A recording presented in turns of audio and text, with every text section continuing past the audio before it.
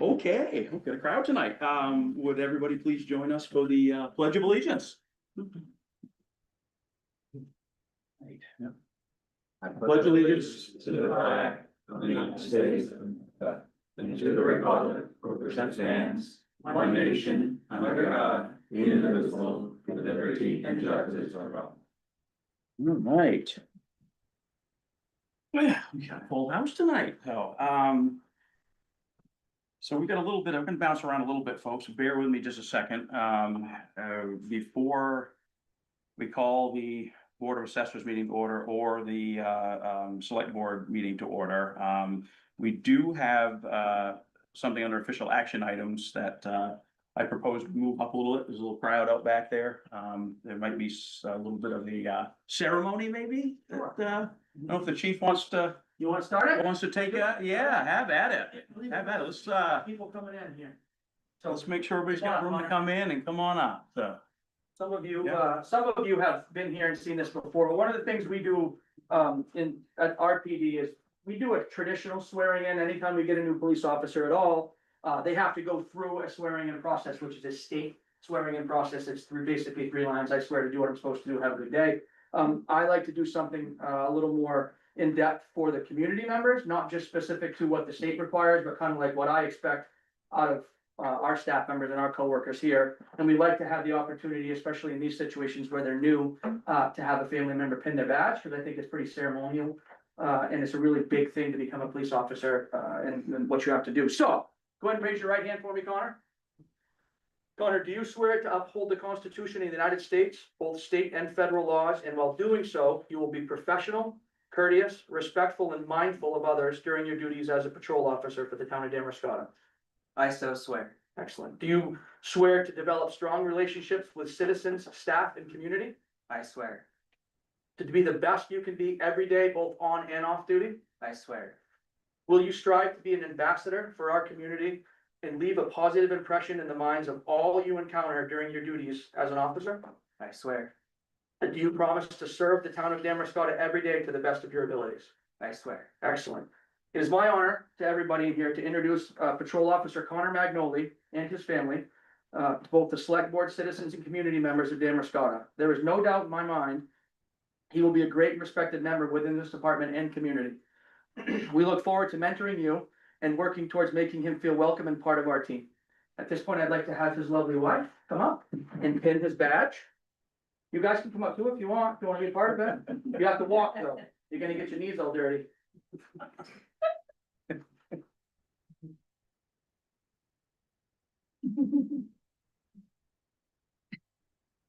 Stop him. He didn't stick in. He's behaved this week. This on camera. Yeah. There you go. Congratulations, Connor.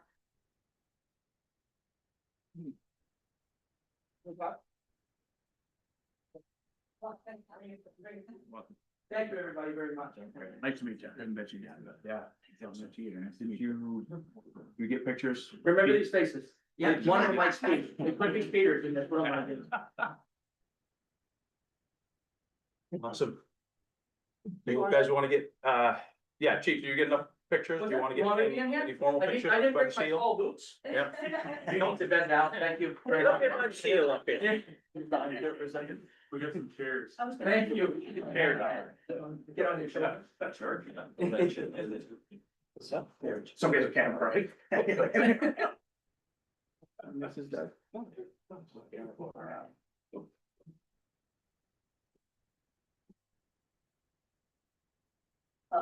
Thank you. You get some back there? I wanted to make sure. You gotta get the ones that make me look taller. We talked about this. Yes. Thank you, buddy. Congrats. Awesome, all right. Congrats. Yeah. Whoop, sorry, just speak by you. Shaker, yeah. All right.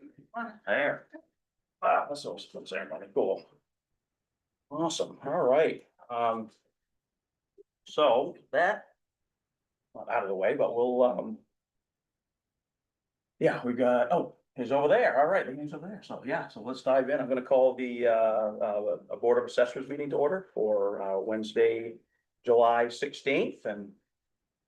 Hopefully all kinds of good news, right? Yeah. How you guys doing? Just share for context, I did print out you wanna talk about the captured value sheet, worksheet you put together. Oh, it's in the packet, And the same thing they have up on the corner there.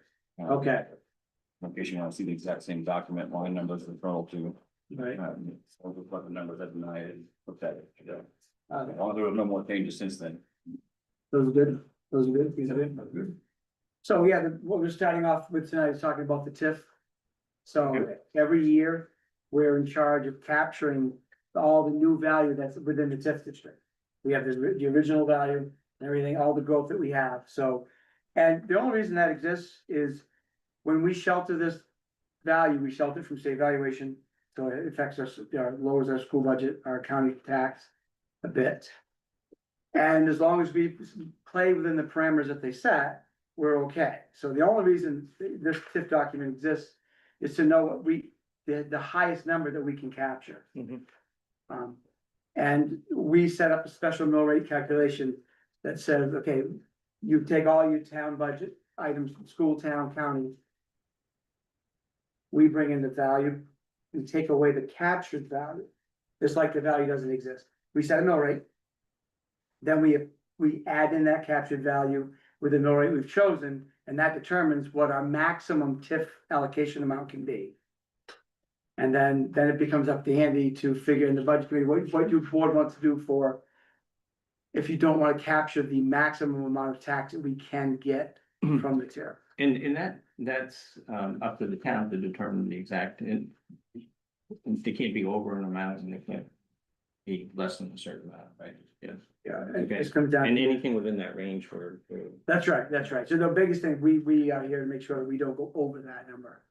And if Okay. you pick a tax that doesn't match out to this max number, we have to report the differences to the state, so everybody's on the same board and we're all, it's fine, but, so it's a little bit different, so we've got a considerable amount of money in the. Well, TIF this is the capture first this year with the TIF actually has a big meaningful. This number. this Yeah. value Yeah. size, yeah, it was about I think it was about I remember that original, because we amended it, and this is the first year we're looking at the amended and expanded footprint. Right. But up until this point, I think we were capturing about I said a little under 900,000. 9, yeah, that's something. Yeah. And so this one's much different. Yeah. The big, we'll highlight some of the big ones there, you see them in the sheet. Yeah, so the maximum we can do that bottom line, 5,254,000. Is all the captured value within the TIF. Yep. Can you go over a couple of the ones that have the big variation between, like, the number is like 3.2 million versus 148,000? On lot 56? One big piece, I don't even know if that all is off the top of my head. I don't, Yeah, are you on the real estate? map, yeah, map part of 1 the- lot 59. Upper part, yeah, lot 56. So it says 3.2 million. And then 148. I don't see that. So, I say that, Tom. so the biggest difference, I think, is the 1,000,004, right? Yeah, that was his exempt though. Yeah. It was, Was then it? it became taxable this year, so That's the Yeah. affordable housing. that's it, Yeah. right? Yeah. So that's one of the bigger increases, and then on the bottom half on the personal property. Hannaford's, all the new personal property in there is, I one see, yeah. point 892 of the total capture.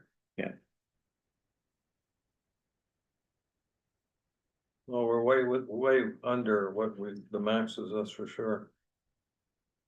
Yeah, some of the justification, so last year, by the time the TIF amendment was approved. We had already committed taxes, and so some of that Yeah. value Hannaford added, which on that lower part of the personal property, you'll see. There's a significant value, that $3.4 million assessed value, that's all personal property within Hannaford's, and so if we were to take. And basically think of not sheltering that, but the raise last year will kind of count against the overall tax base if we shift it now over, because we've already kind of accounted for it last year in that one. So I saw that as a kind of a tax burden or a shift. But because there was additional value picked up from last year to this year, we could shelter some of that without kind of an impact, if you will, to folks. The other big one was the apartment building transferring ownership, that picking up that 1.4 million.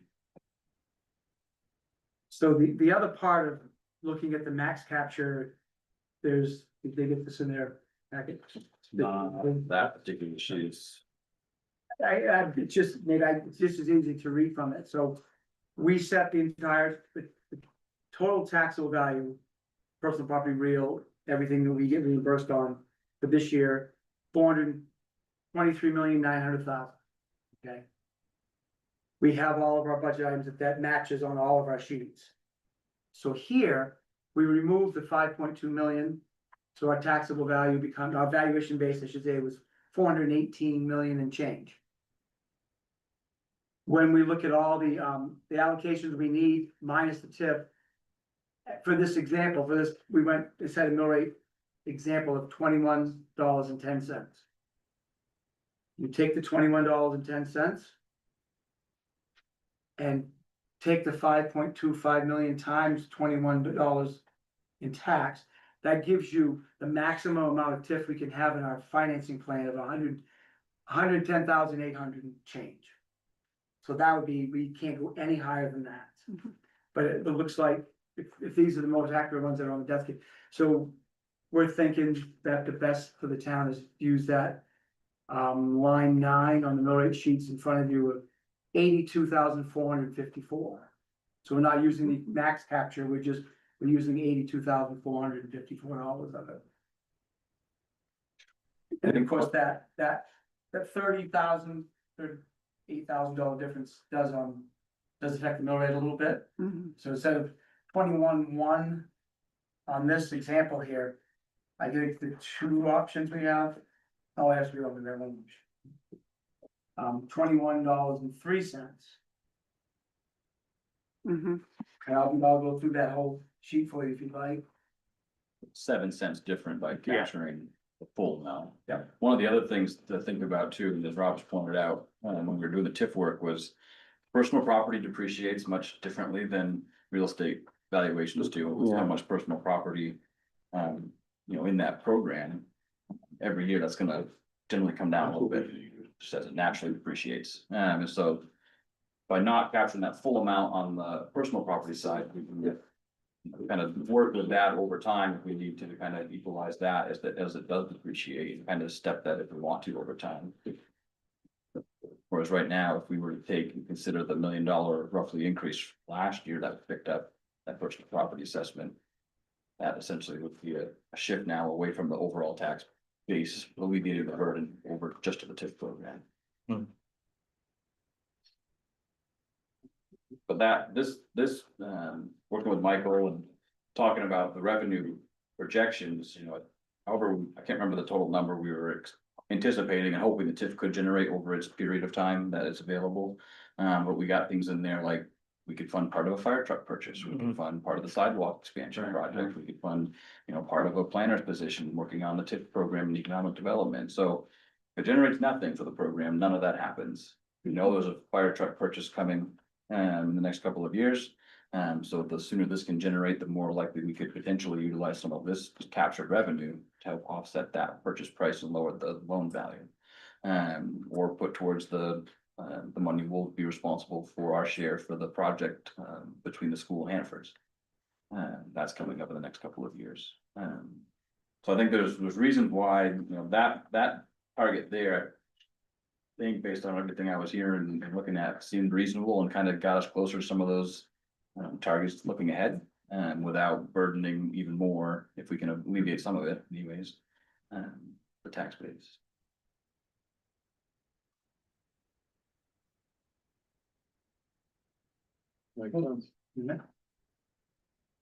So the mill rate sheet that we all have in front of us here, is the 25, 26 municipal tax rate calculation. So, number one, all the taxable real estate in town, with all the, all the changes, all the new construction this year, 406,180,000 and change.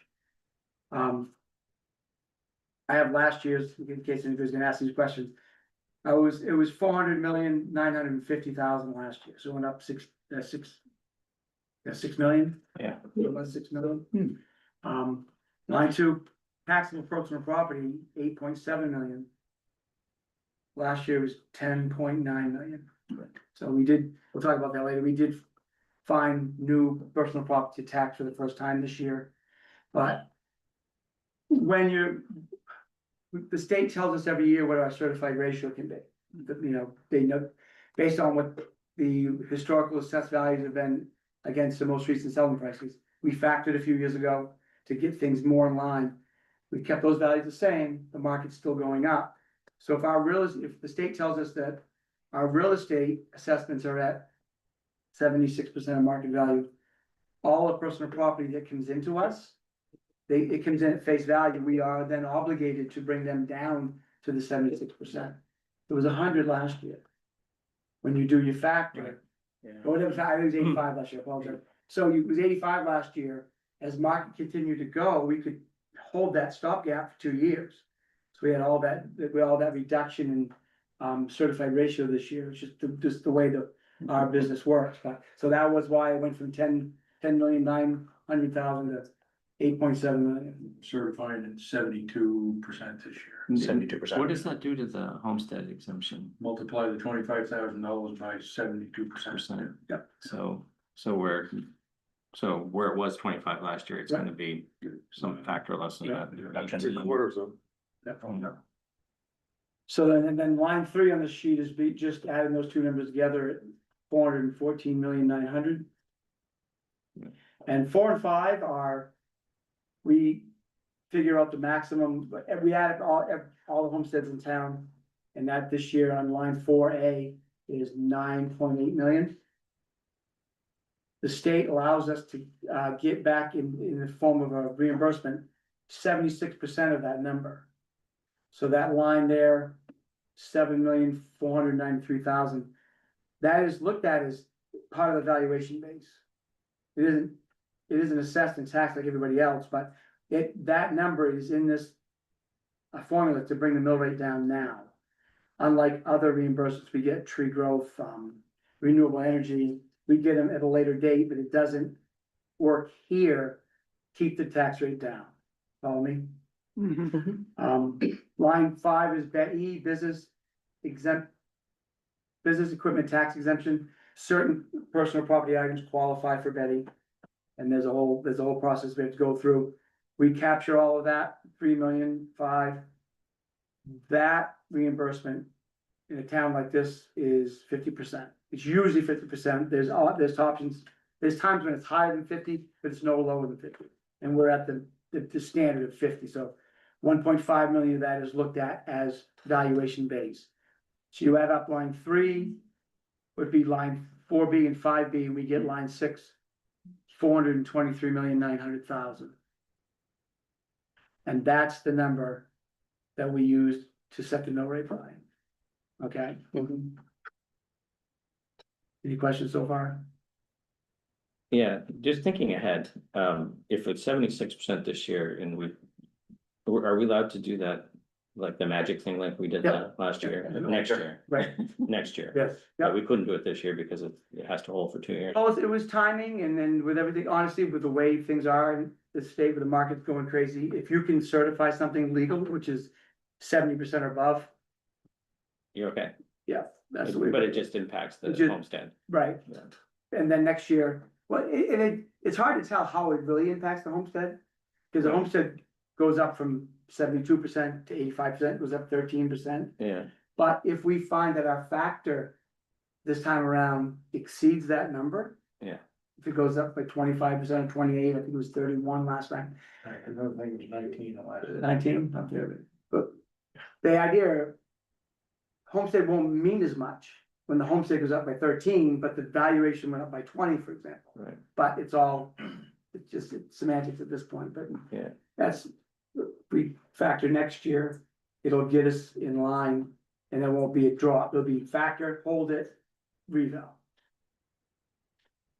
Factor's good for 2 years and then the reval, but yeah. that'll Yeah. stir everybody up 3 years from now. Yeah. So- Yeah.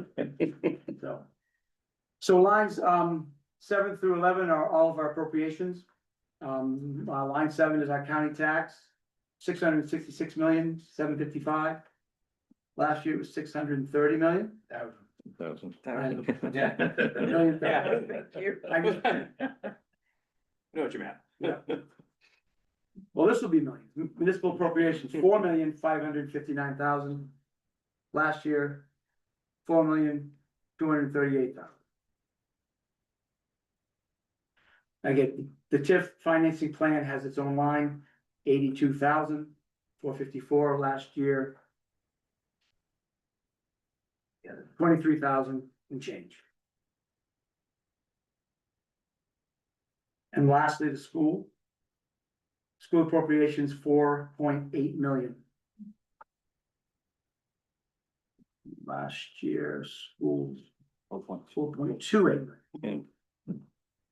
So our gross budget this year, line 11, 10,155,000. And then below that are all the places we're getting our revenues from other than property tax. These next two lines reduce the current local property tax burden. Number 12 is revenue sharing. State has a formula for every town every year to get a certain amount. We marked 331,800. Last year it was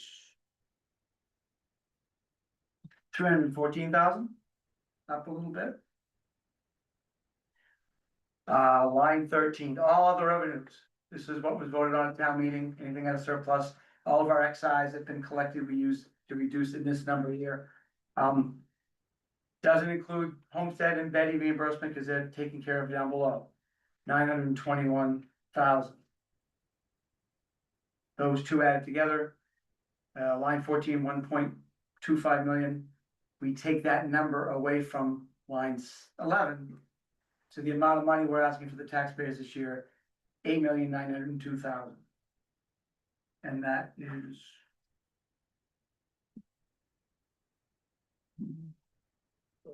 seven million, 778,000 last year.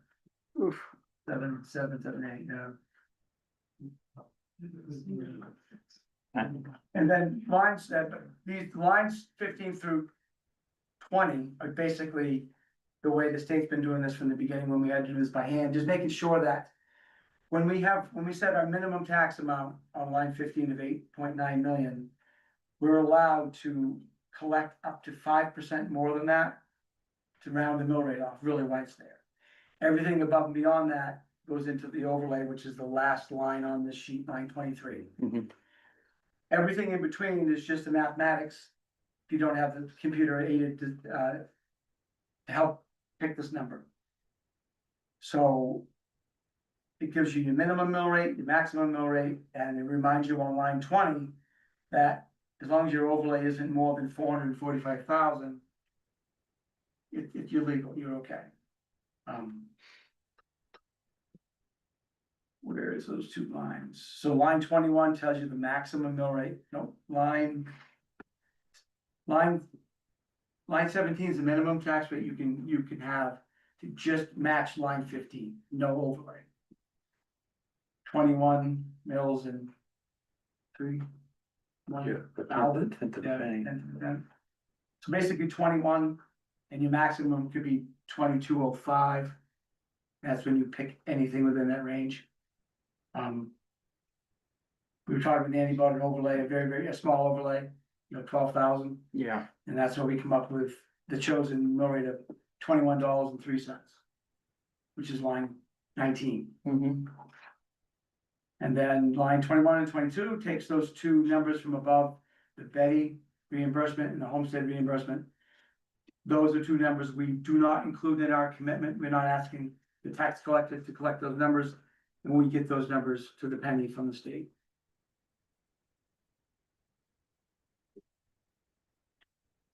And as a comparison, the mill rate selected last year was $18.50. 18.5 right now.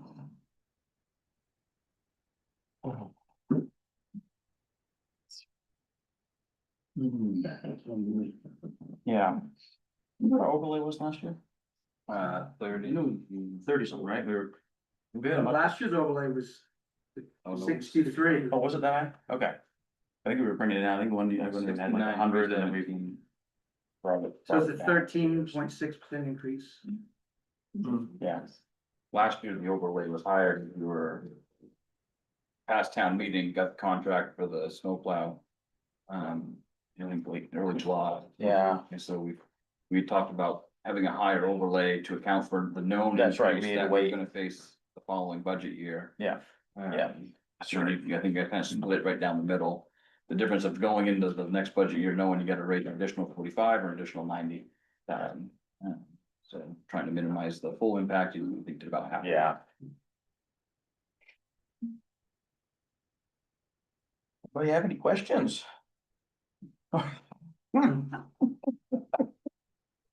Notice I asked questions, I didn't say comments. Yeah. Asked questions, yeah. Yeah, it's, I mean, we knew it was coming, the math doesn't lie, does it? Unfortunately. I think we all did the right thing and that wasn't maxed out, you know, we considered that. And the overlay was, very small, very small, but just, it's a big increase, but it minimizes it to the best of our ability. So. Usually we come with you guys with 2 or 3 different mill rate options. Right. And we don't, I guess, this pretty much, it's really the Yeah. only, it's the only obvious choice in our department.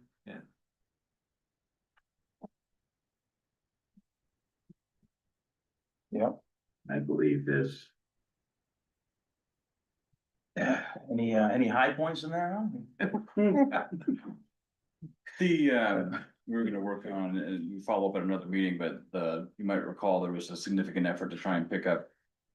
Upwards of 100+ properties, personal businesses, Yeah. that personal property tax hadn't been in the system for. Mhm. Ed and the team had done a lot to try and hit those addresses a lot. I don't know how many came back undelivered, but there were some that came back undelivered, some that didn't come back at all. Yeah. But didn't come back undelivered.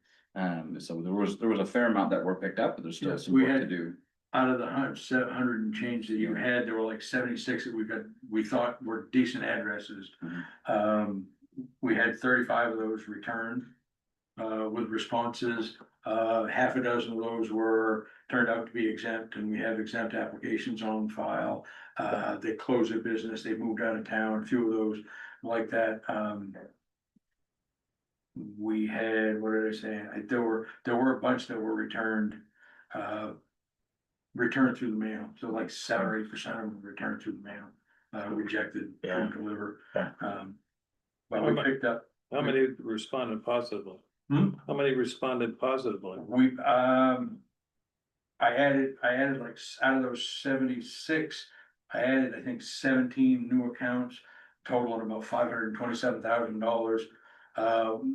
289,000 of that is gonna be on a Betty application, so there's 144,005 that actually, is value. So that's like 382.9 in actual value, and then the other 144 is won't be reimbursed at 50%. And a healthy handful to still follow up with. And yeah, there are several more. And we'll continue to, you know, like I said, it took a long time to get to this point, you won't clean it up in 1 year, we had a really good start on it. Yeah. And as these come back, as time allows, as we get through commitment and all the questions with the new mill rate. You know, we'll start doing some digging, realizing, okay, you didn't respond to us, why, what is that issue there, do some more. The next level of getting people to comply. So, Yeah, as a comparison, I think there was the return rate for the unknown accounts,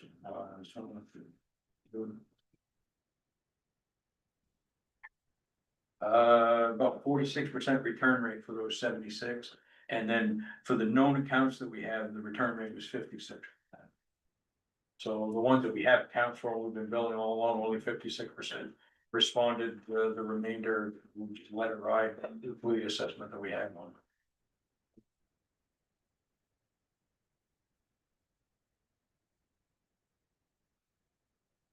okay, Thank you, gentlemen. all right. Yeah. If anybody has any other questions, anybody? Yeah. It's always nice when you give us 3 or 4 I choices. know. Just like the other choices would be worse. I say, yeah, I know. We knew it was coming. There's been some increases across the board and schools and whatnot and. Yeah. What do you do? Well, the truth is, by the time you get to this point, the die's already cast. Yeah, budget's passed and it is, you know. Yeah, the school budget is what it is. School, municipal County is. budget, county, Yeah. yeah, just backing the math out of it, so, yeah, No, yeah, so. Yeah, And we've seen, last year especially, all of our towns, they had increases between 8 and 18%. Yeah. Mostly in the 10 to 12% range. This year it's kind of weird, they're all over the place, some of them have another increase like that. I was in Belgrade earlier this week, they had 11% increases 2 years in a row. And, none other town that they haven't, so I don't really have a good answer why, but maybe this will be, maybe it'll be one-off, maybe a little better next year. yes, we've done 2 3-point jumps, right? We were at 15, went from 15 what to 18.5 and now 21. Yeah, some significant jumps. I mean, I knew it was coming, but. I'm excited about it, guys. It's reality. It is, yeah, awesome, in fact. Oh. We want a motion, don't we? You need Are you to gonna make do it it? at some point. Yeah, might as well, I can run me out of town on a rail, I guess, so. Yeah, no, thank you guys for, I mean, put everything together for us, and it's pretty straightforward, and appreciate you explaining everything, going through it, and Yes. we start seeing some TIF stuff jump up the next few years, and, you know, get some more revenue in and some offsetting, but right now it is what it is. Yeah, So tonight will be the commitment officially, when you vote, and then we'll Yeah. have papers for you to sign with tonight's date on it at your next meeting. yeah. Okay. That's fine, okay. All right, well, I'll make a motion, I suppose, to set the mill rate for the, what are we got, 25, 26, FY 25, 26 at 21.03. That number doesn't sound good to me, you know. Yeah, that's fine. Nobody wants to second that one, do they? No. Don't fight over it. Dan's got it. Dan's gonna second it. All right. Any other discussion on? Yeah, I hope not. Okay. All those in favor? Reluctantly? Okay. Well, there we have it, folks. Yeah, 2103 is your new mill rate going forward, up from 18.5, so. That's the budget. It just passed. Budget's there. Budget passed, and that's what comes through. So, Yeah. Yeah. Yeah. Well, thank I you. know, thank you. I guess, Better run. I guess as a. Yeah, I know. Dog on the way. Yeah, Better run. I guess as a public service announcement, we do have openings on the budget committee, so if anybody's interested in submitting an application, we're gonna take, applications through September, so just let us know. Jenny, go ahead. Yeah. I volunteer. Okay, well. Yeah. I understand. Yes, Yeah. yeah. Because Amber Scott is becoming unaffordable, sadly. Yeah, there's a lot of stuff And, up there, and so, we yeah. gotta figure it out, Yeah, so, you know, really Um, figure it out, like what, is more development really the answer, is. Yeah, so it's a big nut to crack. Andy, you can reach out through, the website, right, or you stop in and I think there's a card to fill out for, We have a card here in the office, if Yeah. folks wanna fill that out, that gets us your contact information and any other relevant stuff you might wanna provide on there as a regular form. An email works as well. just reach out and, So yeah. anyone else? We haven't, set any, we've had some come in, but we've, yes, we haven't appointed anybody yet since the Yeah, there's town two- meeting, so. Two regular voting member seats available and 2 alternate seats available on the 9+2 member committee. And I think there's 3 people that have expressed interest, 4 technically that have expressed interest, but the board wanted to see if there were others as well, and then try and go from there to figure out. We figured we'd wait till after we set the mill rate. Yeah, I figured there'd be more people. Because, yeah, the town meeting might have been enough, but we wait till after we set the mill rate. Yeah, so, all right, great. Let's, gonna adjourn the, assessors meeting. Motion to adjourn. Second, Andrew seconds, all those in favor? All right, let's do that, and with that, I'm gonna, open up the, select board meeting for the town of Damerscott for July 16th. Before we go through, the agenda, is there anyone here for, we have a couple liquor licenses and catering permit? Anybody here for any of those? Don't see any hands going up. Nope, okay. And we'll be there, so, all right, so we will stay on the agenda then. There is going to be one addition, folks. We have hopefully a short executive session I'd like to propose at the end of the regular meeting, for a personnel issue, if that's all right with the board. Yeah, good, so Andy will add that on then before the adjournment, so we'll have nine A maybe. And all right, well, we have some minutes to move through. Make a motion to approve the July 2nd minutes. All right, Yeah, second. that's, sounds good. Any discussion? Okay, all those in favor? Okay, minutes carried. Everybody get a chance to look at the, financials. We have, payroll warrant number 2. I'll move, payroll 2. You have a second anywhere? Second. Daryl's got a second down there. All right, discussion? Hearing none. All those in favor? Okay, and then we have accounts payable, number 63, which is carryover from previous fiscal year, and number 3, but they're a little out of order, so. I'll move 63 and 3 on accounts payable. Second. Tom seconds. Any discussion? Okay, none. All those in favor? All right. Okay. Anything, citizens' comments, and anything come in last minute? I think so. Yeah. I had I think we someone reach have. out that's here tonight that may want to Okay. speak, I'm not sure. Yeah, sure, we've got them coming in there, so, yeah, absolutely, we've got the tables open up here, if we wanna come up and just, give us, your name and I have whatnot. a comment, it's specific to the hiring of a police chief. Should I do that now or when that agenda item is up? We can, you hang on a second, let me look through the agenda, cause we can move through. If folks are here for that, why don't we move through the official act, we can do comment, your manager's report, and we can buzz through the other stuff, and I think we can put that all in one. We can wait, yeah, so, are folks here for that mainly? Okay, so let us get through, we'll get through our, the action items here, which should go pretty quickly. And then, we'll pull that down on 9 after everybody, so, okay.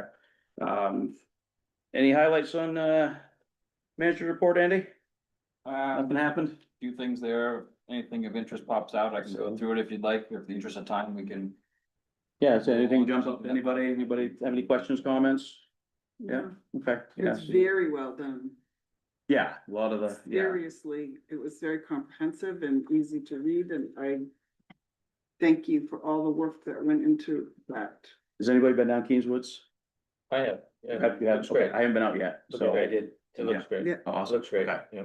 Yeah, I haven't done the after, I know what the before was, so, yes, yeah, oh, great. Yeah, a lot of work, you can tell, a lot Yeah, of very drainage nice. stuff, and when you drive around it. Yeah, It that's all right. was so much. Completely different road. Yeah. Anybody hasn't been out through Keens Woods, before and after, they should take a ride out through there. Yeah.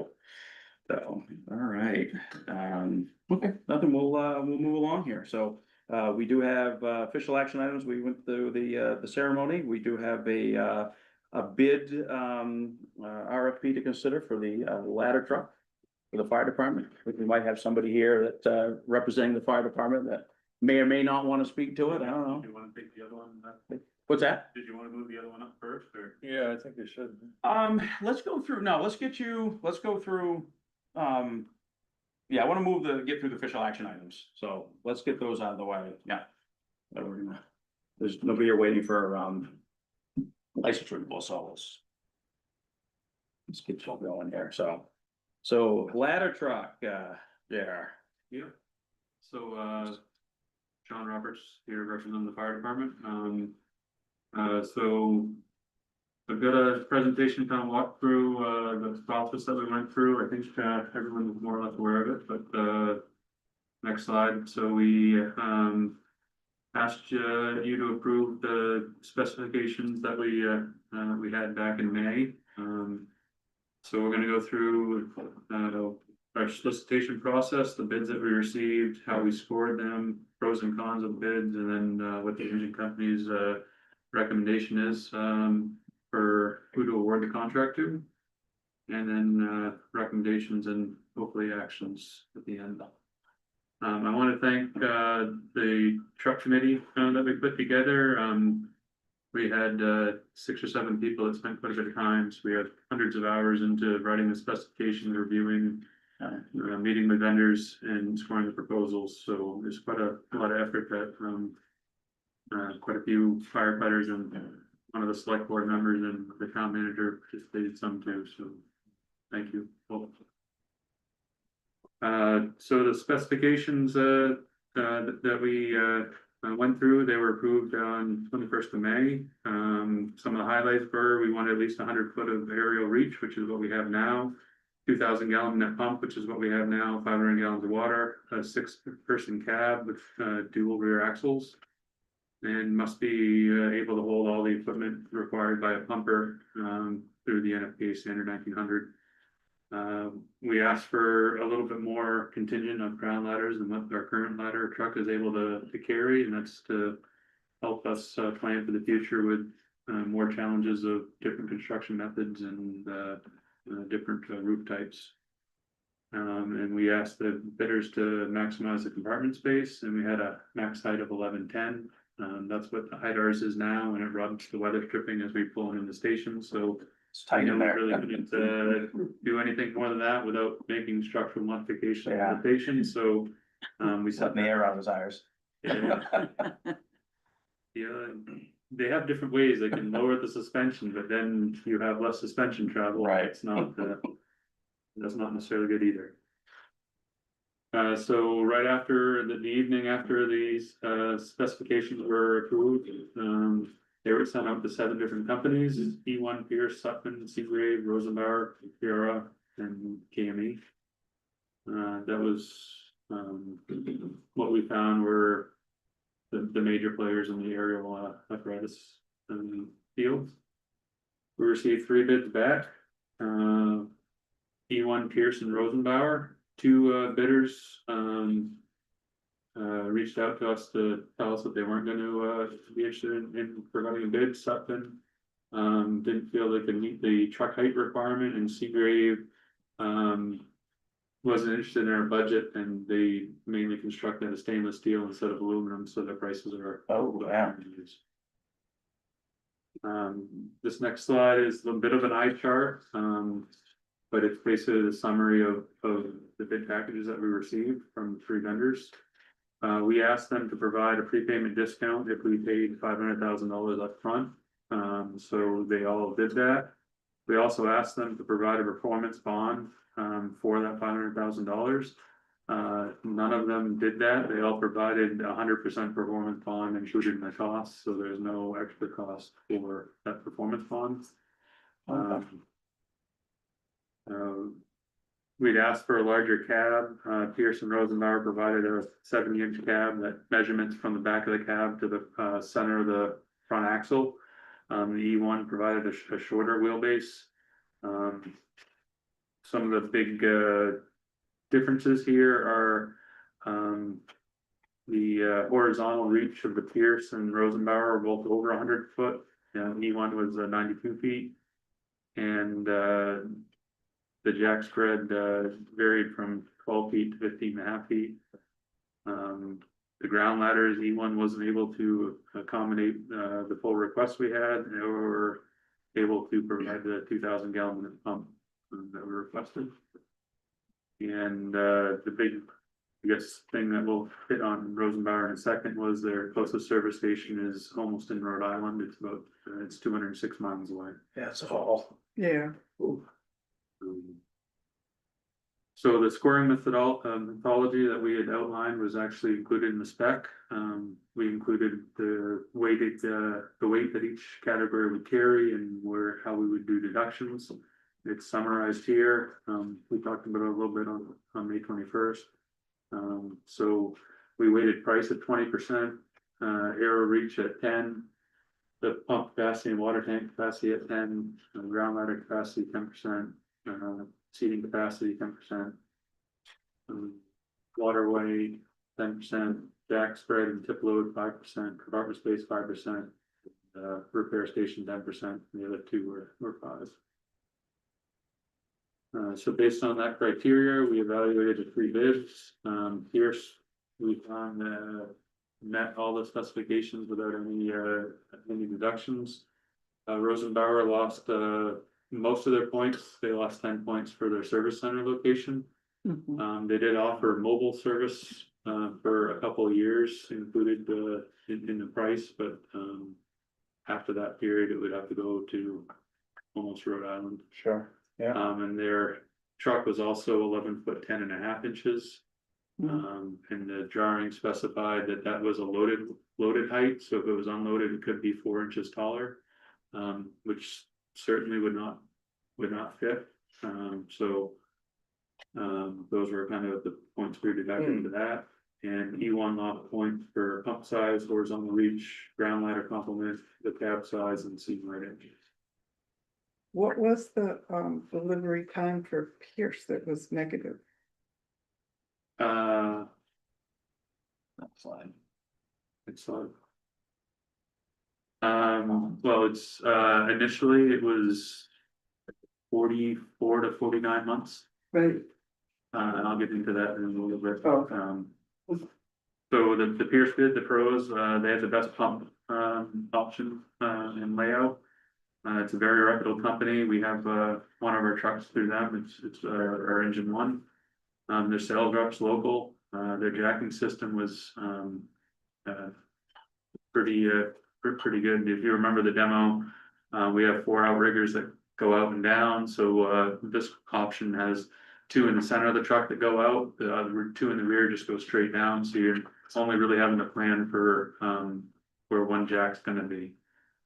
And the ground ladder complement was good, and they have some of the better load capabilities and water flow capabilities off the jet. The cost was the highest, it was about 2.2% over Rosenbauer's, and the delivery timeline, we'll talk about that in a second. Rosenbauer had good compartment space, had the best vertical and horizontal reach, and their price was best.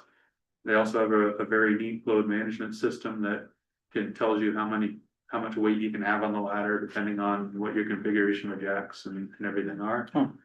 The con for the service center was very far away. The apparatus height was over our specification, and the jacking spread was the widest. E1s, that's the truck we have now is the E1. The jacking system and spread distance is the smallest footprint.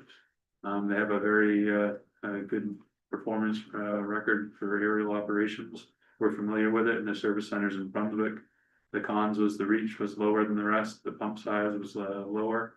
And I'll talk about this again in a couple minutes, but we are looking at downsizing one truck in the long term. So we really felt that having the 2,000 gallon minute pump capacity is important for our maintaining our ISO ratings. So that's one of the reasons we didn't want to drop that down. Their ground ladder selection was also the lowest in the cab size. So based on the bids received, the engine company felt that Pierce was providing the best value out of the 3 options.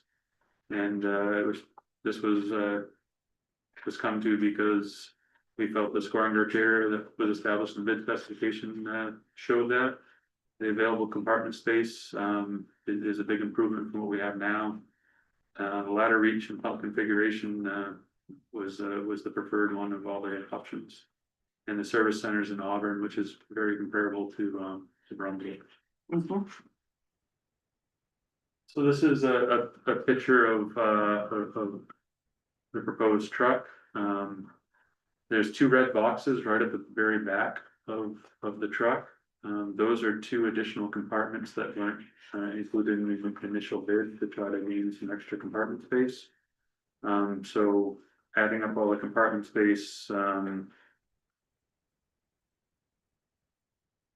we end up with about 238 cubic feet of storage, including those 2 new compartments. And the specification was to have at least 145. So it's almost 100 cubic feet more than what we have now. Go back up. So, yeah. So for compartments and storage, one of the reasons that we feel we need to try to maximize as much space as we can on this truck is because of the longer term plan of dropping down whole vehicles. So that's a whole vehicle's worth of equipment that we need to try to put somewhere else. It's not gonna be right when this truck gets put in service, but it is gonna be you know, in the 10 to 15, 5 to 15 year period, depending on how the older truck lasts. So we're trying to figure out all the places that will be able to put different things and reconfigure it later on. If you go to the next slide, Andy, a lot of the price changes that we'll go over is getting those compartments added and then configured so that we can use them most efficiently. So Pack Track is a mounting method where it's basically almost like it's a channel cut in metal. So you have fasteners that you can easily put in and twist and they hold everything. So Modular. I'll show you like Modular system, this so you picture. can adjust, yeah. So it's something that's very easily to adjust. Yeah. We have Pack Track is shown in the green on this diagram on where we're putting it. And then we have pull out shelves and some adjustable shelves, which are the orange and the purple. They didn't include 3 shelves in their original bid, but they cut the other ones to try to keep the cost within the specification number that we provided. Are there any questions on that? So again, the 2 compartments at the rear, we've added in. The next slide shows the jacking system for this truck. So short jacking is we can't do that with our current aerial. They have to go all the way out and down. With the Pierce, you can short jack on one side. So what that basically means is instead of sending the jack out, it can go straight down. The truck will not let you turn the aerial to that side because the jacks are there to keep the ladder from tipping over. But you can operate without any restrictions on the fully jack side. So what that means, if we had to go downtown, for example, and we didn't want to, and we were working towards the buildings, we could jack on the curb and not put the jack out in the travel lane, so that we could try to continue to have fire Narrows it up a little bit. or vehicles come by, because it does stick out quite a ways. And the jacking system also has 18 inches of travel, so it's able to make up for quite a bit of uneven ground. So you can see here, the tires, that's not it can make up more than that, but you know, it's a pretty good system. And again, the 2 in the rear just go straight down. That's surprised me that the rears don't extend, it's just they're straight down and they don't have any issue with stability issues or anything with yeah.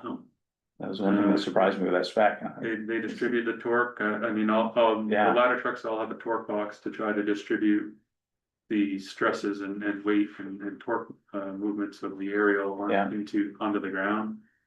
So this is the demonstration truck that they next slide, sorry. This is the demonstration truck they brought by to show us that. So the jacks on the lower right are fully deployed depth wise to show how much the truck can pick up off the ground.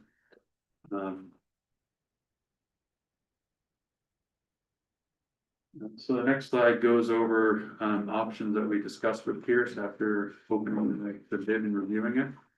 The original price that they proposed was $1,759,968. And what we found was all the prices were within $40,000 of each other. And the reason for that is, you know, the budget that we had set was 176. We had that in the specification, so everyone was trying to put as much stuff as they could to get close to that number, and meet the rest of the specifications. So adding the 2 rear compartments would cost $4,600. The back track and shelving would add $16,600. The wheel chocks, we prefer the non-folding type instead of the folding type. That's $128. They had jumper cables in there, which weren't necessary, so there's a savings there. And keeping with trying to maximize compartment space, fire extinguishers take up quite a bit of prime real estate in compartments. So with this truck, there's the ability to put a couple of holders in the wheel wells, which is otherwise unused space.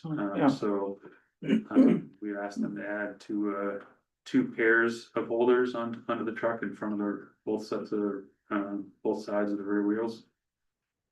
And then the jack spread, they had originally bid as a 14-foot jack spread. Their base option for this truck is a 16-foot jack spread, which means each jack goes out 1 extra foot on each side. If you go to that option, it increases the tip load to 750 pounds, so it's a more stable. It allows for more weight to be on the tip. And the other thing it does is it gets you into, it would get this truck into an accelerated build time because it's less customization. Okay, And it would take 4 to 6 weeks, 4 to 6 months off the construction time frame. Yeah.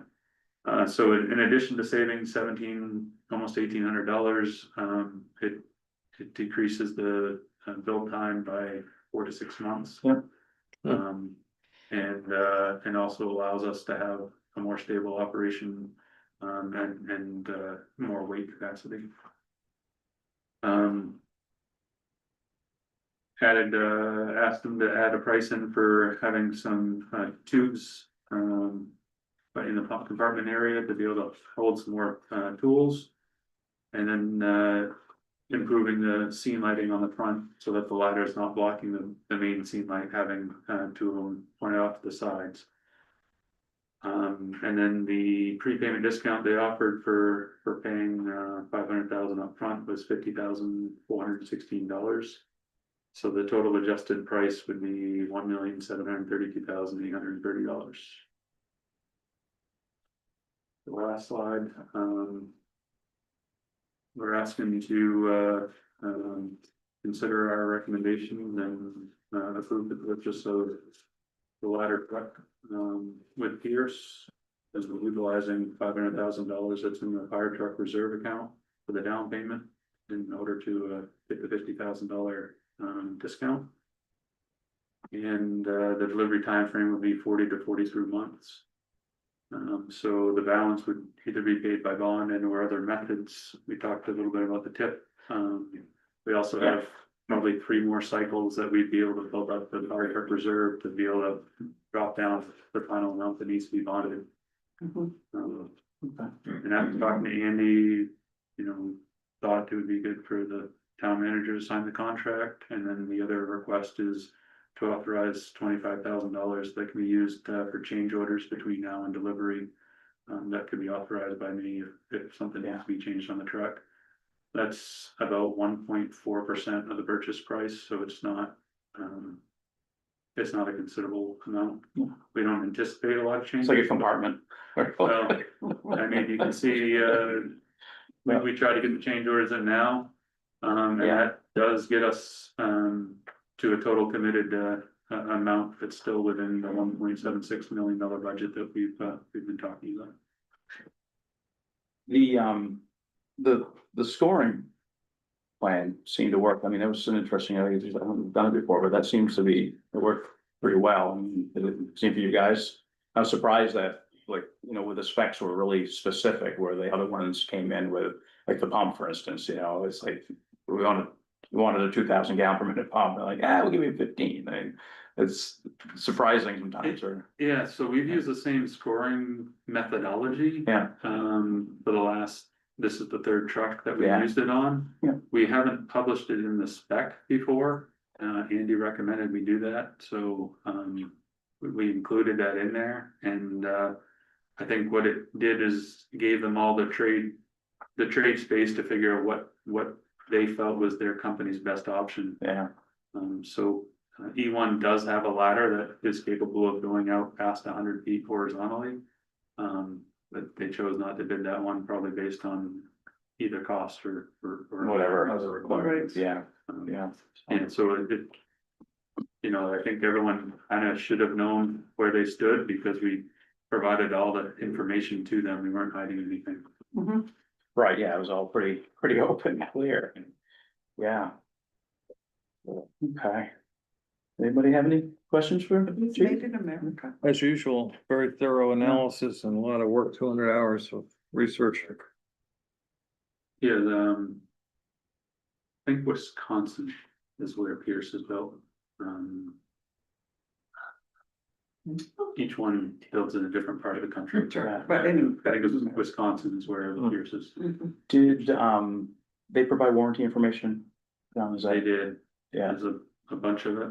okay, I didn't know if off the top of your head you knew what, like, is there a standard warranty or drive line or Yeah, lifetime warranty? Maybe? there's no lifetime. 30 years at least, yeah. But by There's 1 year basic bumper to bumper is Yeah. what is common. And then there's probably some individual equipment warranties as well. Yeah, so the engine would be Packer, so there's a Packer warranty, Yeah. the Allison transmission, transmission, and Allison, I don't remember if these are Meador axles or a different type of axle, but there's a axle manufacturer's warranty. I forget it's 87 pages of warranty. that's fine, I didn't expect you to read it, but they're, They've got a lifetime 50-year structural integrity chassis frame, so. okay, There are some lifetime things, but then. Yeah. A lot of. Each individual component. yeah, I know, there's a lot of customization there, so I was just curious what they give you kind of a standard, 1 year. Yeah, labor and.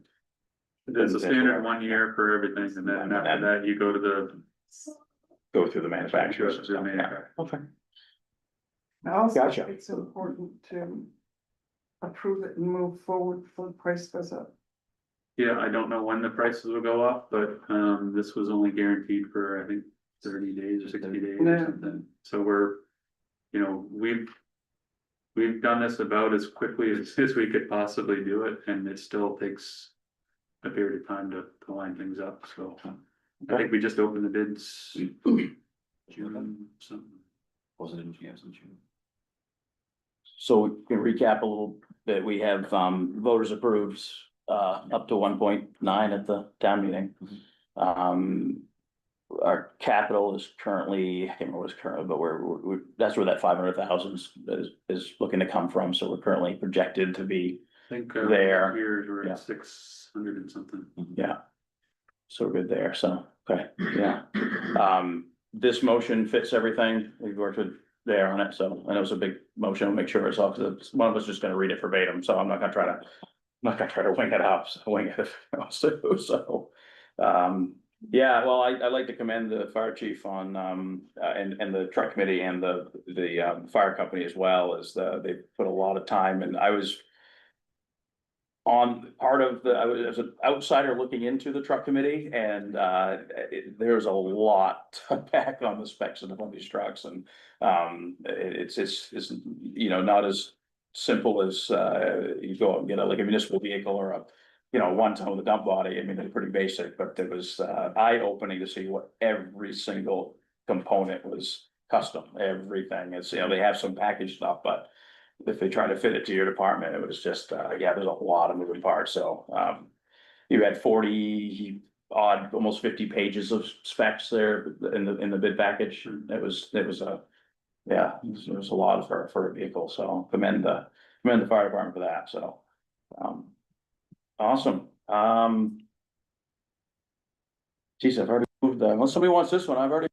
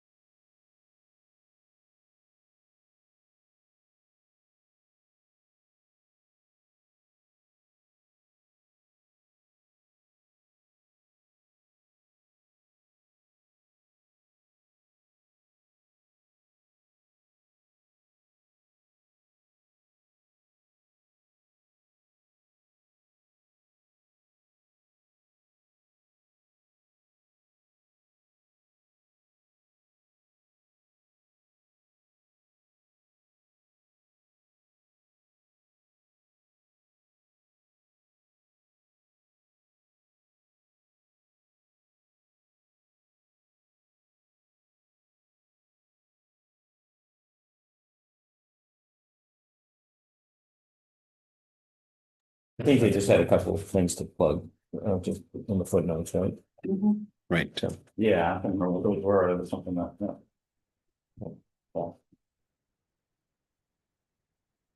yeah, so keep in mind, this is an audit from 2023. yeah, no, we had a good discussion, I think, with them last meeting, so I'm, do we need to just vote to accept the audit? Yeah. I'll move to accept that, but I'll send the 2023 audit. Okay. Yeah. I think I heard Carol second. Any discussion? Those in favor?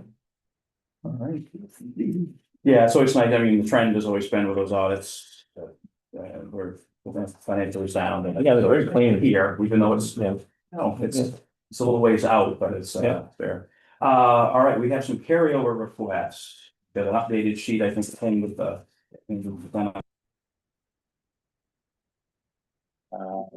Was the, we get in tonight here, should be a single sheet here for an updated 2025 carryover request, so.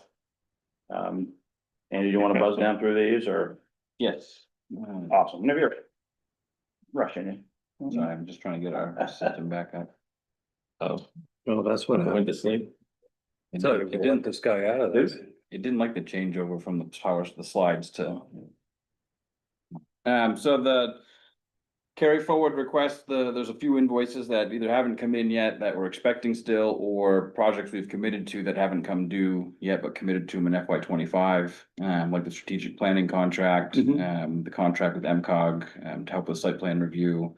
The summer intern we had a balance to be able to bring that help in, but we didn't have it budgeted in FY 26 at the time. I didn't know that we were getting that, so we have the balance in FY 25, so bringing forward the $4,000 in the planning line to help cover the second half of that person's time. There is a grant that we were awarded that will come in later this summer.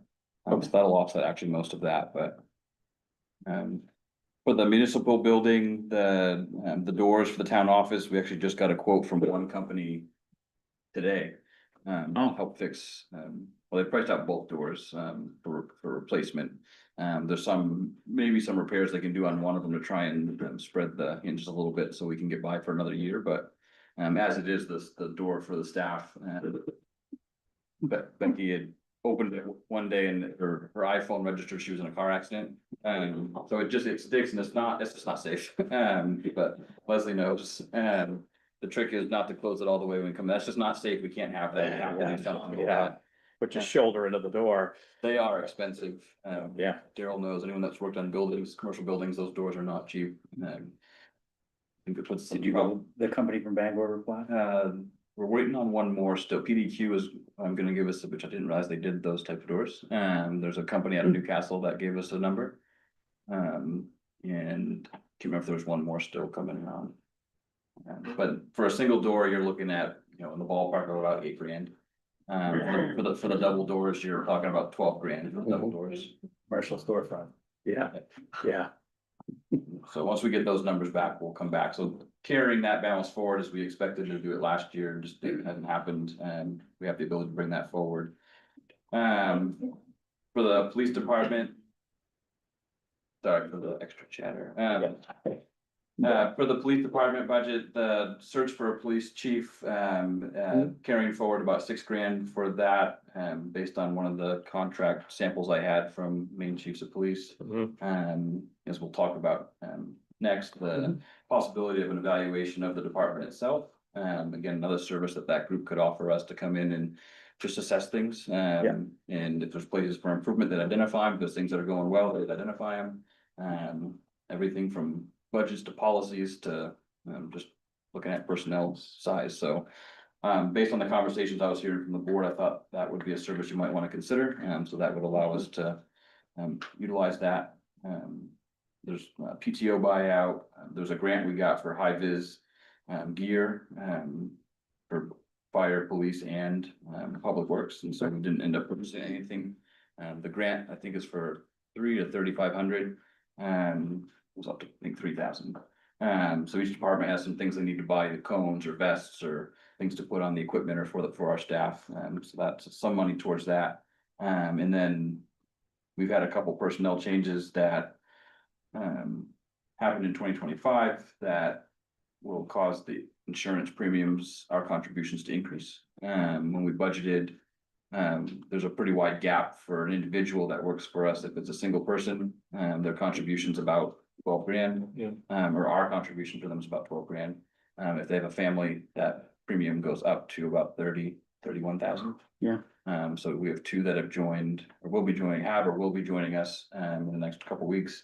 That we anticipate likely would require the higher premium. Yeah.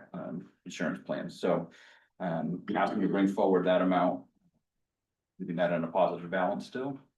The fire department, looking to make some upgrades to the Knox boxes, and again, the high vis grant. Supply purchase, for public works, the bathroom still hasn't been added, and they've been utilizing, actually, the outhouse isn't even there anymore, that's being used as a place to store trash out back. And so we still need to get a bathroom and a sink for the public works facility, so carrying forward the 12,500 that we had carried forward last year to have done. Into FY 2026. The catch basin cleaning, we're gonna try and do ourselves, the trailer, we're gonna rent a trailer. And that was supposed to come to us the last week of June. And it didn't end up being available because the company that had it before kept it, which was fine, so I think that's when we had the 90-degree weather and they weren't looking forward to.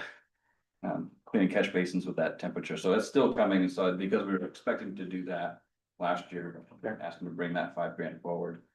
And then the cemetery, there was some tree work that was supposed to happen at Hillside. I think they're looking at one tree completely coming down because you can see it now, it's just not in a healthy condition and it's starting to drop some pretty major limbs and damaged stones. And then some of the other ones, we just want to try and promote the crown health and just limb some, clean some of that up. But that was about 4 grand that we anticipated that contractor just hadn't gotten back. So with that,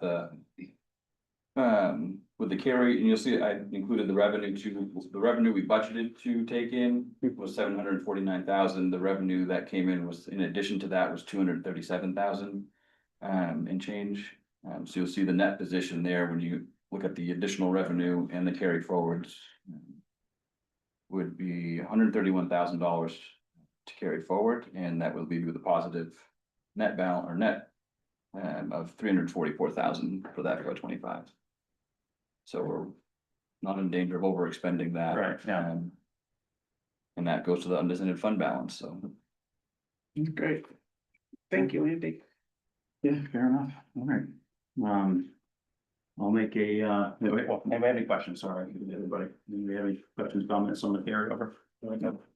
Okay. I'll make a motion to approve, $131,230 for, carryover request as presented. Second. Open second, any discussion? Yeah, I just had one question, because you had this same sort of sheet in the packet for us, but it's different than the one that was in the packet. Yeah, change it, yeah. So one of them was just the contingency for the hydrants, and so you took that out. No. That's still there, so just because there were some changes, so there were still some bills that hadn't hit Trio yet. Yeah. So when I printed this for the board packets on whatever date it was, Friday or Saturday. Yeah. I was using those numbers. You just signed the last warrant for FY 25 tonight, and so I had to update the fiscal year end balance column. The hydrants that were in for contingency happened. Folks that weren't aware, the hydrant water rates increased, hydrant fees went up about $28,000 or more than we had originally budgeted. In that just last fiscal year, so the $19,000 that it was showing is over, the hydrant budget line we put towards contingency. Our understanding with the contingency was it was used more of a general contingency line. It is borne in general government. But given that it was a contract that went over, Cheryl and I discussed it and felt we were comfortable putting it towards that contingency line in general government. It was the only part that we had moved in. Otherwise, hydrants is within public safety, and you see some of the other lines in there, street lights, traffic lights were both over slightly. Animal control was over a little bit, that number got adjusted for that last warrant. So that did happen, and she was able to just turn it over. Okay, just updated, okay. Great, all right, Any discussion? Okay, all those in favor? Okay. There we go. All right, so last thing moving on here, so we have a police chief matter here, so, a couple of things background, I think everybody's aware that our illustrious, police chief is tendered his resignation. Carefully sitting in the back. I see it, yeah. Some of us haven't accepted it yet, but we'll, that's what it is, so, no, he's, I don't let him speak for it, but, this isn't like an official recognition or anything, but I'd like to say a couple of things. Excellent article in LCN, for, the chief, and I'm not sure if anybody saw, if you go online to their, to that article, the amount of responses. I don't know if I've seen an article with that many responses in a long time on the website, on the Facebook site, but I think that speaks volumes to the integrity of our chief over there, who doesn't want me to say this. Turning red. Not gonna cry. I promise that. Not gonna get. Let's talk about football, so, but I just want to point that out, that was my guest chance to, it was just, yeah, really amazing to see that, all the, you know, the little interactions that, not only our chief, but our police departments had over the years with folks, and it was really great to see that, so, yeah, the next step is, replacement, yeah, looking for somebody to fill some shoes, so, there's been some more discussion on that, Andy alluded to it earlier, that we, it's not as simple as throwing an ad in the newspaper, and no offense to LCN, but it's a fairly important position, and there's a lot of caveats to it, so, and do you wanna, go over a little bit of how we got to main chiefs and where we're at with that right now? Yeah. Yeah, so in a similar vein, you know, when you hired, for a town manager, you sought a consultant to help with that search, and I thought that maybe this right out of the gate was something that we were gonna wanna bring another entity in to help us with. This is not a simple fill. You know, presumably we wanna cast a pretty broad net to try and find a great candidate to try and fill Jason's, boots. But I don't wanna fall short on that. It's a big position for the community. Yeah. Maine Chiefs of Police is one organization, that will assist with those executive searches. There's another one, Dirigo has helped in the past. They aren't in a position right now to help with the police chief search. Okay. And there's another one that's based out of New Hampshire and does more in New Hampshire and in Massachusetts that I haven't reached out to yet. But I can. I know Sabatis was going through the process with them as they were looking for a chief recently, still are. But I haven't gotten a number from them. I felt pretty good with the numbers that they had shared in a sample contract. I included that in your packet. Yeah, the sample. Police chief search, and I mentioned in the carry forward was $6,000 for them to assist with the search. There's a couple things in what they identified in their sample contract that I think we need to add. I didn't see, they have the possibility of kind of a committee helping with the review of the applicants, but I don't see anything on there where the board wanted to have, say, a town hall or some sort of other community engagement that maybe Yeah, that's yeah, included sure. in that process too. So I'd have to work with them a little bit to make sure that there's, you know, adequate community input in the process. But in a nutshell, they can offer that service. And I'd recommend that board consider allowing me to proceed with that path, work on a timeline with them. The other piece of this is, again, based on what the board had briefly talked about at the last meeting, and is there more conversation that wants to be had around understanding the level of service that this department has been able to offer and does provide relative to the budget cost? Understand that, you know, are there places that they could come in and help identify that the community would like to see us be doing more of, or less of? Thomaston is going through this process with them right now. I talked to their town manager. They've been pretty pleased with the balance between community input in the process, but they bring a team of chiefs in to look at this. It's an unbiased view, someone from the outside looking in. Jason shepherded us through an accreditation process very recently, and so on the Yeah, policy that's- side of things, there shouldn't be any issues with that. I think we acknowledge the only thing that we know has changed in the last 2 years, it was very minor, what was the alert test, the competency essentially tests for officers going to the academy. The academy is saying they may not be doing those anymore. That's the only thing that I think we're aware of in policy since 23 that's changed. Yeah, they essentially just don't, when you became a police officer for the last, whatever, since the academy was around, you had to take a competency test, you had to take a test, they scored that test to make sure you can read and write.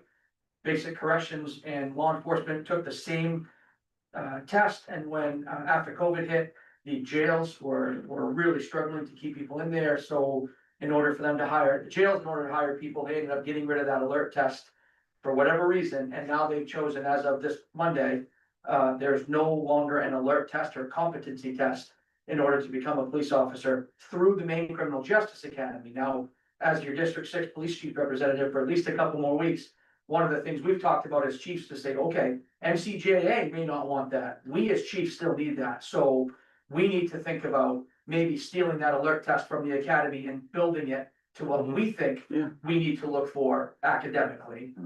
So that's the only change from the accreditation policy standards that will have to be changed, but we don't know what direction that's gonna happen yet. But as a entire district, Lincoln, Saginaw, Waldo, and Knox counties, we are all talking as chiefs to say, we don't each wanna have to do one. Why are we reinventing the wheel to build a test? Why are we not taking something that they're gonna get rid of and ship it? It's already built out, yeah. Yeah, great. And it's accessible to us. That's the discussion right now. Yeah. If not, somebody's gonna build one. We are going to build one. We cannot bring people in not knowing what they're, just because they have a high school education does not necessarily mean that they have the competency that it takes to do this type of a job, Exactly. you know? So, Yeah. trust me, we've addressed that and we're not happy with it, but we don't have control over it. We have control over what we'll do moving forward and what you all do moving forward. So there's a list of things there, you know, again, including policies which at this point are squared away. Communication, training, equipment, looking at the facility, so it's pretty broad if we wanna have them look at all of that. That's about an $8,000 cost to have them come in and kind of work with us on that. They work with us and the staff in the community to get all this put together. So would recommend that the board think about engaging with Maine Chiefs of Police for both of those options. The goal, in my opinion, would be to try and we could work on a hybrid approach Right, yeah. to do this instead of, Yeah. I don't think we should wait for the evaluation to then do the search. I think it's really important that we try and get someone in here, but not rush it. So by the end of this calendar year is what I'd be recommending, that when if I work with Maine Chiefs of Police, is to build a timeline that makes all of this happen and come to fruition before the end of the calendar year. Yeah, it would make sense time-wise, because that evaluation plus the search at the same time, they Yeah. get to know the department's needs, town's needs and whatnot, it would make perfect sense. But Yeah. there has to be a little sequencing that takes place, though, right? The evaluation really needs to somewhat precede the. I think they can happen, yes, I think I'd work with Mike to understand what need to happen, I mean. Yeah. Yeah, to break it down. I don't think it's right to wait for one to Well, finish to start that. Sure, this is not their first rodeo, but obviously we've got to start fast tracking a replacement. And, when we did the town manager, it takes time to get them all to come and present. And then we narrow it down to a few candidates. And while that's going on, they could do this evaluation. I think they have to go parallel. I mean, otherwise, do we want to go without a chief for 6 months? I mean. Well, it may, We have an interim. it may take that while, that could take a time, yeah, anyway, I know there's some folks here that. About the RFP process, Just- will you? Yeah, folks, just- yeah, The RFP. come on up, I'm gonna have You're you, not ready to speak. I have a question. well, come on up, we can do, I can open this up, I know there's some folks here that wanna speak to this, so if you wanna. Yeah, It's a separate issue. oh, okay, May I Please ask a question. yeah, go ahead, I'm just giving you the floor. For the microphone pickup, for the audience that are viewing from afar. But, yeah, it's say, easier come on to up, be able and, to come up. yeah, you can have the floor if you want. As part of the RFP process, has the RFP been developed yet for the RFP for hiring consultants to assist with the process? No, I wasn't planning on doing an RFP process because I'm not aware of a lot of firms or companies out there that are capable of coming in to do this type of work. Yeah, limited, just spoke that like Dirigo is one, but they're not available anymore. So you would do an RFP? No. Okay, thank you. Oh. Yeah. if anybody else, yeah, I mean, we can, I know there's some folks that wanted to comment on the chief search and, you're more than welcome to come on up and just introduce yourself and we'll get you on the camera here and all that fun stuff. Yeah. Hi, How you doing? Yeah. I'm Carol Foreman, I'm a voter and a resident, Damascotta. And as the select board, I'm gonna read, if you don't mind. Sure. As the select board moves forward to hire our new chief of police, I want to speak to the vital importance of preserving the current trust that we have between our community and our police. This trust is critical for public safety and for effective policing. If members of our community do not trust our law enforcement agency and officers, they'll be less likely to provide information about crime or to cooperate with the police. Trust exists or fails based on conduct, policies, and the community's belief that police actions reflect community values and incorporate the principles of procedural justice and legitimacy. And there's a growing threat to the relationships between communities and their law enforcement agencies, and that threat is the U.S. Immigration and Customs Enforcement, or ICE. Recent polls show that increasing majority of Americans, 62% according to the Gallup poll that came out a few days ago, disapprove of the administration's handling of immigration. Americans have been shocked by images of groups of masked men, unidentified and wearing civilian clothes, snatching people off streets, arresting immigrants who, in compliance with their immigration processes, show up for scheduled meetings, hearings, or appointments, or are arrested at the courthouse after a civil immigration case is dropped. And to be clear, the government's own records show that 71.7% of the more than 50,000 people currently being detained by ICE as of June 29th have no criminal record. We're witnessing daily outrages, including removals from the country of American citizens, including a 4-year-old child with stage 4 cancer. And then last week, the violent pepper spraying and disappearing of a US citizen and disabled veteran during the week's ICE raids in Ventura County, California. The one way we can foster continued trust between our community and the police is by ensuring that our local law enforcement does not participate in the scenes I've just described. ICE is actively pursuing agreements with state and local law enforcement agencies through the federal government's 287G program, under which ICE delegates the authority to perform immigration officer functions to local police. I believe that partnering with an agency that is arresting and sending people with no criminal records to overcrowded and inhumane detention centers in other states and foreign countries without due process, employing militarized tactics such as using tear gas and horses against peaceful protesters, rounding up people without judicial warrants to meet an arbitrary quota set by an unelected White House staffer would be a grave violation of this community's values and principles of procedural justice and legitimacy. Our state legislature recently passed a bill, LD 1971, that created guardrails to protect both residents and local law enforcement from the extreme immigration policies that are being enacted by the current administration in Washington. Unfortunately, Governor Mills has not signed it. So I'm here to ask the select board to develop and adopt a local version of that bill. I'm seeking a formal policy or ordinance prohibiting the Damascotta Police Department from entering into any 287G agreements with ICE. And that as a part of the hiring process for the new chief of police, candidates be questioned about their views about working with ICE on immigration matters and their commitment to due process for every member of our community, whether citizen, immigrant, or visitor. Thank you. Okay, thank you for coming in. Good night. All right. Anybody else? Next. Well. Mary Devlin. I could just remind Yeah. folks, if you're gonna speak, could you just We please good. come up so the microphone can pick you up? Good, come up, yeah. Mary Devlin is not here tonight, but she sent a letter to the members of the select board. Basically echoing her concerns.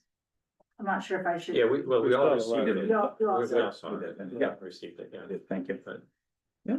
But I would also ask the select board to adopt a policy that,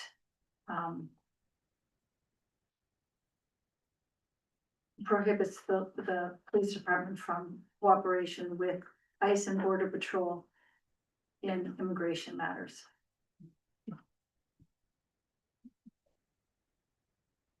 That can come up again. Yeah. Thank you. I would like to issue my support for your offerings and yours, with Mary Devlin's, submission. I would like to read, a paragraph for the audience. The successful candidate should continue, this is a portion of it, continue the work of Chief Warlock in adopting community policing philosophy. Our next police chief should understand the importance of developing positive relationships with community organizations and describe how they will collaborate with social service agencies, connect individuals to the services and supports they need to address the underlying issues like poverty, inadequate housing, substance use disorders that impact our residents.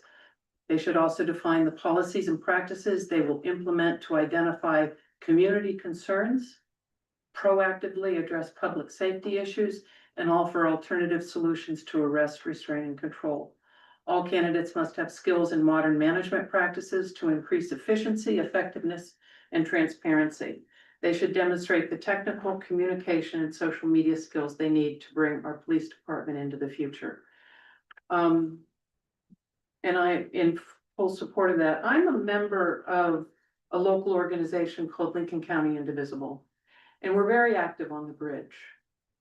And to date, we've had nothing but positive support on the part of police. I'm gonna say that I was appalled by your behavior, Mr. Frazier, on the bridge several weeks ago when you verbally accosted somebody who was holding a Palestinian flag on the bridge. And you were angry, you were aggressive, your physical body language was threatening. And I think that for somebody who not only sits on the board, but is chair of the board, that your behavior publicly as a private citizen is one thing, but you're held to a higher standard. I would ask that you recuse yourself from the selection process, because from what I understand, you also question the right. Do I not of the have a First Amendment right? Palestinian. You Do have. I not have a First Amendment right? I just said that you, as a private citizen, you Okay. have a First Amendment right, and what I also said is as a leader in the community, that you're held to a higher standard. Sure. I can exercise my And First I Amendment right. believe that witnessing your behavior, I don't believe that you could be neutral in the selection of a police Sure, chief that would be not just tolerant of actions of democracy and protest, but supportive of it and ensuring our safety while we're out there acting, being involved in our own democracy. And I just need to say that I was shocked and appalled, and I would hope that in the selection process, the reason I asked about an RFP was I would ask that the RFP, if someone's vetting potential candidates, that they also look at social media. Because the values and beliefs that people express on social media, absolutely, they're private concerns and they're individuals and they have every right to do so. But if they're expressing oppression, violence, discrimination, that should be taken into account because we do not share those values here in Daramuscata. Sounds like censorship, but Well, if I could just briefly speak to we'll follow whatever legal process we have in the HR world to be able to hire someone. There are things we can and can't look at prior to a certain point in the hiring process. That's So fair. within the laws allowed and the rights of people that might be applying, we will work within that. Great, thank you. And I also testified in support of LB 1971 that would prohibit local law enforcement from entering into contracts with ICE. I fully support that and wish it would become law and would support the notion of having a resolution to that effect for the town. Thank you. thank you. Can you identify yourself for me, please? Alright. So we're getting back to the two pieces here that for the Yeah. main chiefs of police, up for the board to discuss if that's something, that's Yeah, I think we an can avenue move you'd forward like with it. to take to have me try and work with them. You know, if there's time you want us to take to try and see if there's anyone else out there, we can do that. Just worry about the timeline. They were really quick to get back and I just said, there's certainly other. Well, with everything For you got companies going like this. yourself, we need somebody that has experience of having done this many times over. They've got the formula, it's a business that they have, makes sense to get a professional to do it, just like we did with the planners. So you need to work with them on it. This is an example, but like, the hybrid approach, which I think we all agree is the best approach. You wanna work with them first and then, Yeah, if the board is comfortable working with this particular group, the main chiefs of police in engaging in a contract for both of these processes, what I can do, if you kind of approve that, I can work with them between now and the next meeting and come up with a more polished timeline and process for you to then, see at the next meeting, but if you Just give one me question. authority to move forward. Jason, do you know about this? yeah, I don't. hang on, Oh, yeah. Jason, excuse me, I asked a question. Jason, Yes, sir. you know about this group? Yeah, main chiefs, it's essentially, it's the Main Chiefs Association, so they're all current chiefs, in Maine. From all over the place. Right now, the one that's running the one in Thomaston is Chief Stewart for Brunswick PD. Very decorated man, just a great guy. I was just, saying to Amy, unfortunately, there really isn't any other law enforcement specific type of group other than for chiefs searches. New Hampshire does have a group, MRI, I believe was the name. I spoke to their only main law enforcement, oh, no, I'm sorry, their only law enforcement representative who's currently helping Sevatis. And he's not actually even a certified law enforcement officer. So bottom line, you recommend them. Not only are they the only one, but you're talking about, these are people that make decisions all over the state of Maine for their They're active departments, for the chiefs. best interest of their departments. They're gonna give you and tell you the best possible scenario for what you're asking for. Okay, So, Gotcha, thanks. thanks, Chief. and I've served on some of these boards and I've served on some of these types of things and very professional, very thought out, very thorough. So.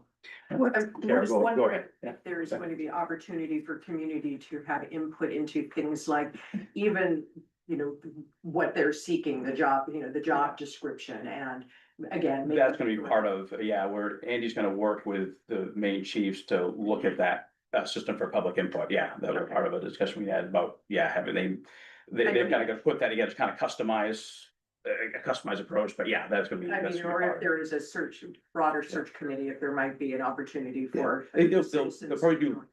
citizens input, but I'm not sure about like the search committee, It's but not gonna be a handful like of citizens input or something. But yeah, I mean, I was envisioning, I mean, a lot of times these types of job hires, you'll see some sort of panel formed committee of sorts beyond the select board to be able to help vet some of that, make a recommendation, then to presumably to me, I make a recommendation to the select board ultimately will hire the police chief.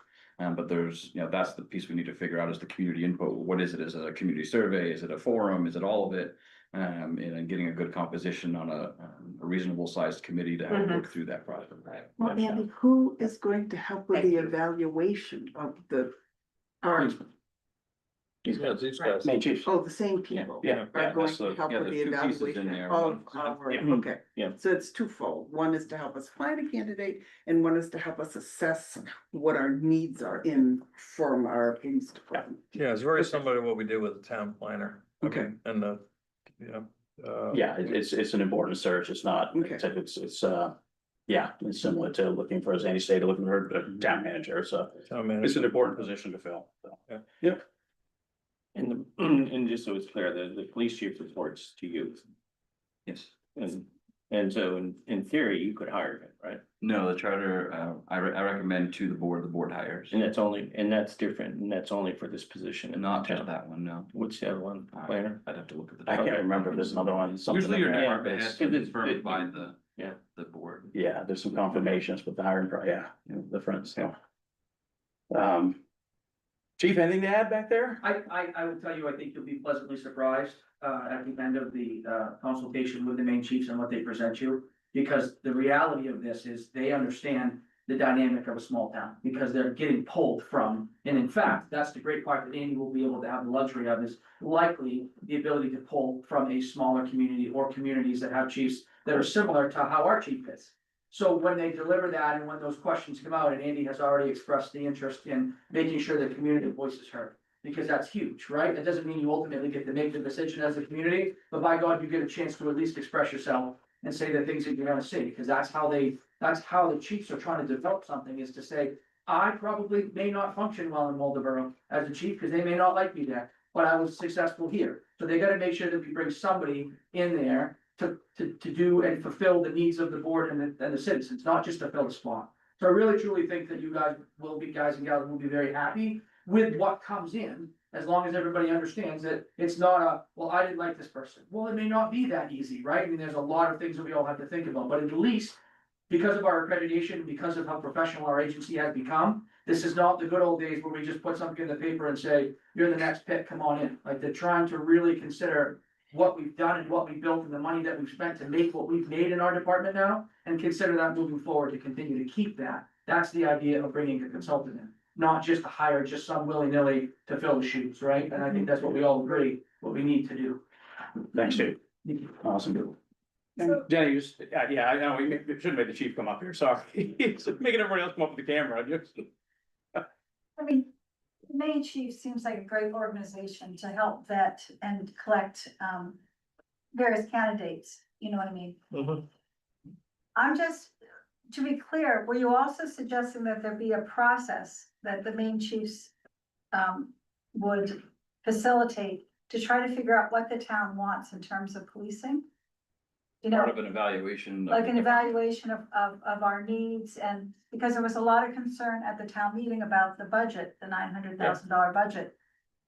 And whether we had just sort of expanded out a police force that was more than we needed.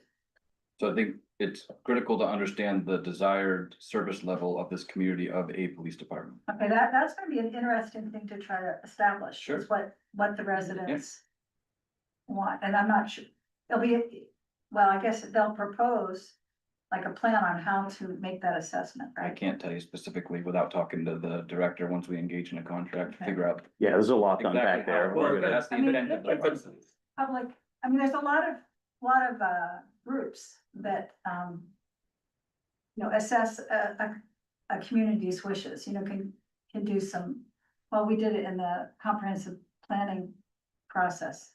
Mhm. You know, But it's a to- small aspect of this evaluation as it's proposed, because it looks at, those groups that might excel phenomenal in community conversations. Might not understand what it means to have a police department facility that meets the needs of the officers in the departments, or the budget aspect of what it takes to run a department. I think both are really important. So I'm not sure if you're suggesting that there be a different group come in to help with the evaluation, or another party coming in to speak to the. Well, I community just think if you have the main facilitation piece. chiefs, they're gonna have a real perspective. I mean, then, are they ever going to, you know, come into a community, talk to people and say, well, wow, we should really, you know, consolidate, you know, shrink our, recommend, you know, Well, I assume they would, if they Reducing. did the evaluation, that they It would would- look at our current situation. they It gotta would make depend, yeah. suggestions. This would depend on, so, yeah. What the people say that they want, well, so, if there's a really good process for involving people. but it sounds like Andy's very invested in Okay, doing that's that with the. What we need, the first step is this is the first step, is we need to engage with a group that Yeah. knows the insides and outs. So what we'll do is we have Andy given the go-ahead to engage with Maine Chiefs. You'll have a further conversation with them, looking at that kind of the hybrid model. It's not the contract that was presented, but just what we talked about, looking into the assessment and chiefs search at the same time and with community involvement or whatever, and we'll go from there, see what they option, but you get okay for that first step first, right? So, you have a motion for that? I don't think it's an official motion. No. I mean, I know the budget's there with the carry forward. Right, we got carry forward, There's yeah. one group or another. Yeah. But if I'm hearing the board, if I heard correctly, I'm Yes. hearing the board saying that you're in agreement that Yeah. this sounds right, I'll take the time to. I think the board would bring like back you to to move you forward. a process, Yeah. a timeline that would work. I'll probably also in that next 3 weeks. Work on forming a group of folks that might serve on a committee that you might appoint. That'd So be that way great, we can yeah. at the next meeting have that to start moving forward with the process that's outlined in the. Well, I would recommend move you forward. talk to them first to see, if they might have some ideas how to best do that. yeah. I'm sure, yeah. All right. I think we're good. Great, go forward. Okay. So we do have an executive session. So we're gonna call that here in a second, and I'll give everybody time to run, kick everybody out. Have hopefully a quick executive session here, so. I'll make a motion for that. Give everybody a minute here. So I'm gonna make a motion to move into executive. Personnel matter. Yeah, I'm just waiting for, yeah. So I'll make a motion to move in executive session, MRSA 4056A. Second. Personnel matters. Second. Daryl seconds, all those in favor? All right, now executive session, so, let's sign some paperwork. Josh down there, load him up first. Everybody gets a voice.